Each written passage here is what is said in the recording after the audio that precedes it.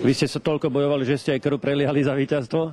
Tak samozrejme, dostal som tam 1,1 a som aspoň rád, že aspoň takto iba škrabancom dopadlo a ďakujem chlapcom aj proste všetkým, že sme to tak super zvládli. Loptu pod kontrolou sme mali, dá sa povedať, po celý zápas. Naozaj hra bola veľmi dobrá a keď sa to aj zrkadlo na konečnom výsledku. Tribúny ste vnímali, pomohli trošku?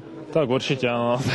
Bola veľká eufória, keď sme dali ten druhý gól, ale naozaj, ako hovorím, otočili ten zápas na konci zápasu, tak o to viac to chutí. 2 zápasy v reprezentácii, 2 víťazstva, je to super, no. Asi by sa vám o tom pred mesiacom asi nesnívalo? Tak určite, možno pred 2 týždňami, nie pred mesiacom by som s tým určite nepočítal a som rád, že som pri tom bol a dosiahli sme dobrý výsledok. Naozaj to víťazstvo veľmi poteší, je to senzácia a túto eufóriu si teraz vychutnávame.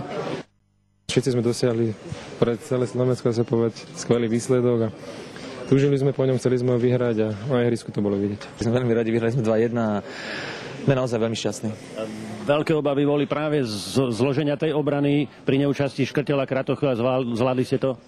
Tak ja si myslím, že keď vidia dneska zápas, tak vidia, že celá tá obrana, vlastne celé mužstvo, takže ja si myslím, že celé mužstvo hralo fantasticky, nebolo tam slabého miesta, ja si myslím, že preto sme vyhrali 2-1. Kto vám priniesol šťastie, že ste dali tie 2 góly? Tak ako v Nemecku som vravel, keď som dal prvý gól za Bochum a ako mi to strieľalo doma, že chodila manželka, tak